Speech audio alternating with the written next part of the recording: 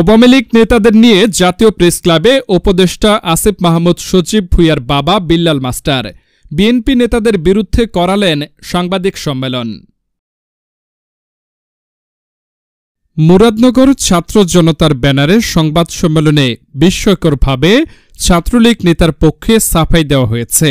রবিবার দুপুরে জাতীয় প্রেস ক্লাবে মুরাদনগর এনসিপির নেতারা উপস্থিত হয়ে যেসব বক্তব্য দেন, সেখানে কুমিল্লা ৩ আসনের আওয়ামী লীগ দলীয় সাংসদ ইউসুফ আবদুল্লাহ হারুন ও জাহাঙ্গীর আলম সরকারের বিষয়ে কোনো শব্দই উচ্চারণ হয়নি, বরং বিএনপির ভাইস চেয়ারম্যান, সাবেক ধর্ম প্রতিমন্ত্রী ও হুইপ এবং ৫ বারের সাংসদ কাজী শাহ মোফাজ্জল হোসেন কায়কোবাদের বিরুদ্ধে আক্রমণাত্মক বক্তব্য বারবার উচ্চারিত হয়েছে। কেন ছাত্রলীগ আওয়ামী লীগ নেতাদের কেউ কেউ এনসিপিতে ভিড়েছে মুরাদনগরে? সাংবাদিকদের এমন প্রশ্নে সংবাদ সম্মেলনে লিখিত বক্তব্য পাঠকারী এনসিপি নেতা কামরুল হাসান কেরান ও অন্যরা মুখ চাওয়াচাওয়ি করা ছাড়া জুৎসই কোনো উত্তর দিতে পারেনি। সংবাদ সম্মেলনে আয়োজকরা দাবি করেন, কাজী শাহ মোফাজ্জল হোসেন কায়কোবাদের অনুগামীরা মুরাদনগরের দখল, চাঁদাবাজি ও আওয়ামী লীগকে পুনর্বাসন করছে। তাদের অত্যাচারে মানুষ অতিষ্ঠ, এমনকি থানা পর্যন্ত আক্রমণ করা হচ্ছে। এসব থেকে পরিত্রাণ পেতে স্থানীয় প্রশাসনের হস্তক্ষেপ চান তারা। এই অভিযোগ সম্পর্কে জানতে চাইলে মুরাদনগর উপজেলা বিএনপির আহ্বায়ক মহিউদ্দিন অঞ্জন বলেন, মিথ্যা অভিযোগ করে এনসিপিকে মুরাদনগরে প্রতিষ্ঠিত করা যাবে না। মুরাদনগরের জনতার ভালোবাসার মানুষ কাজী শাহ মোফাজ্জল হোসেন কায়কোবাদ, যিনি অহিংস রাজনীতি ও মানবসেবার মাধ্যমে মুরাদনগরের মানুষের অন্তরে জায়গা করে নিয়েছেন। তিনি সন্ত্রাস, চাঁদাবাজি, দখলবাজির বিরুদ্ধে। গত ৫ই আগস্টের পরেও এলাকায় তার পক্ষে লিফলেট বিতরণ ও মাইকিং করে, এর প্রমাণ দেওয়া হয়েছে।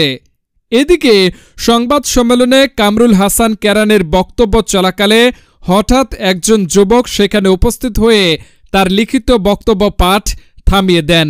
তিনি উচ্চস্বরে বলতে থাকেন, আপনাকে আর লিখিত বক্তব্য পড়তে হবে না, এখন লিখিত বক্তব্য পড়বেন মুরাদনগর উপজেলা নাগরিক কমিটির সভাপতি মিনহাজুল হক।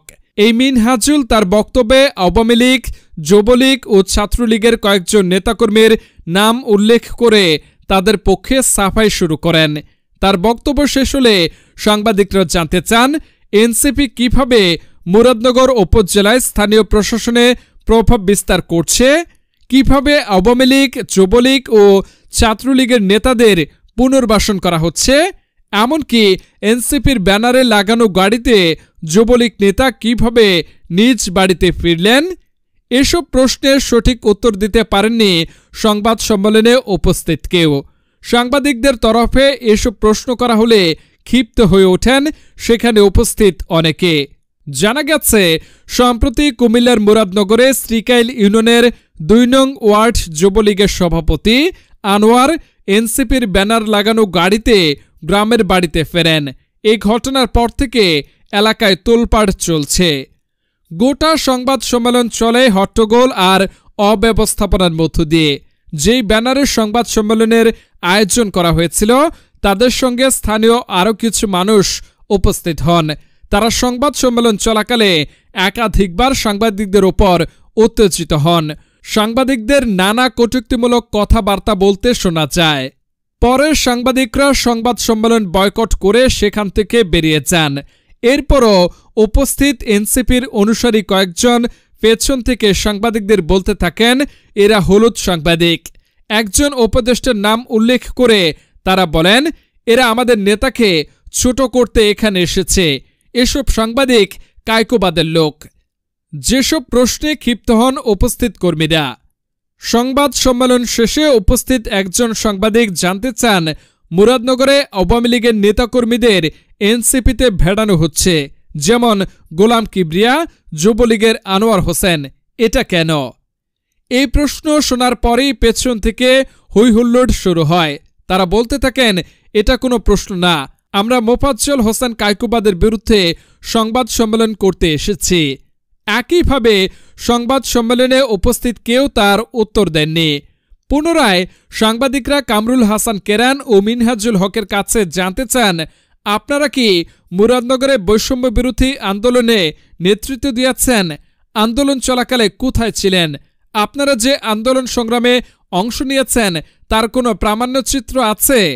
এ সময় তারা একে অন্যকে প্রশ্নের উত্তর দিতে বলেন। পরে কথা ঘুরিয়ে বলেন, আমরা অবশ্যই মাঠে ছিলাম, না হলে আওয়ামী লীগের পতন হলো কিভাবে?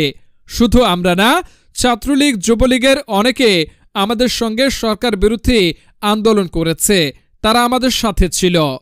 লিখিত বক্তব্য চলাকালে ছাত্র সমন্বয়ক অ্যাডভোকেট ওবায়দুল হক বলেন, 24 মার্চ সিএনজিতে কোম্পানিগঞ্জ নগরপাড় যাওয়ার সময় সিএনজি চালকের কাছে চাঁদা দাবি করা হয়।